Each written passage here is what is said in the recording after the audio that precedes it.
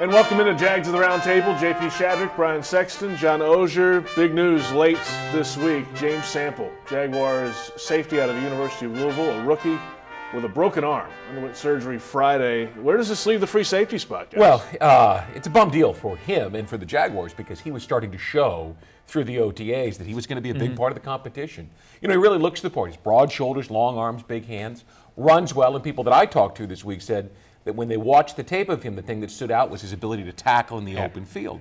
So it gives Sergio Brown a further grasp on the starting job for now. I think bum deal is the best way to put it. I don't think it sets James Sample back as far as his career, but he's a rookie, and a rookie missing the last 2 weeks of OTAs, missing the first weeks of training camp, definitely a big deal. I thought Sergio Brown would probably start the season anyway with James Sample coming in and probably taking over at some point. I think that's definitely more of a possibility now after this. And the way we understand it, kind of a freak play too, swatting at the ball at the end of a play. We move to running backs now on the offensive side.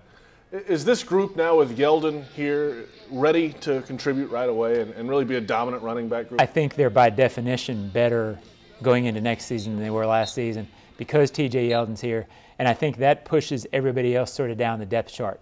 Toby Gerhart, Denard Robinson, who both showed things that they can do to help this team last year.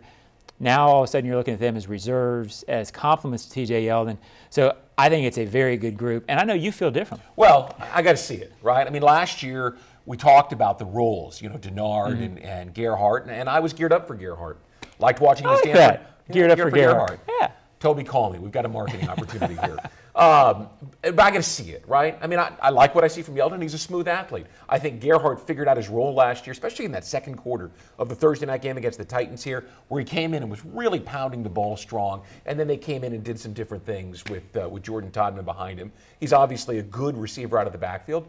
And then Robinson's going to contribute in a couple of different ways too. I see the parts. I got to see him put together and work it. I think the key there, what you said, is figured out Gerhart's role. Yeah. I think that's why he has a chance to be a lot more of a factor this year. We go back to defense. Linebackers, Skuta, Pazlesny, Telvin Smith, those are most likely the starters. Who else is there? And how deep is this group really? You know, that's a position that we talk about all the time. And, you know, Jaguars want more linebackers because they want linebackers on special teams. So I was spending some time out on the practice field the other day talking to people, and I threw it out there. You know, do they have anything? Are they going to be looking for veterans when it comes around to cut day? They say, don't be so sure. You know, Jeremiah George is a guy who they're working at will. They loved what they saw in that first half from him against Cincinnati. Real stout run defender. I saw him in coverage the other day, and he looked pretty good to me. And I hear Leroy Reynolds came back in the best shape he's been in a couple of years, focused and light and ready to go. So, you know, maybe not. Maybe they have 4 and 5. And everything you hear is, oh, my goodness, they have to sign a veteran linebacker too, because what if these guys get hurt? Well, first of all, you don't really want veterans as your backups at this point. You can go get those guys. I'd still be surprised if you don't see one guy who's not on the roster as depth.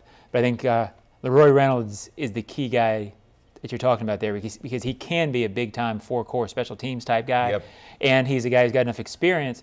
If he's making that year 3 jump, then maybe he is a guy who can step in if there's an injury. Well, and I hear Jeremiah George is going to impress people with his special teams work once they get into live action in the fall. And they need that. And he looked great in that game in Cincinnati where he got hurt last year. You got to. This team has not had enough linebackers on their coverage teams because they haven't had enough linebackers who can run. Now you've got a couple of young guys who can run.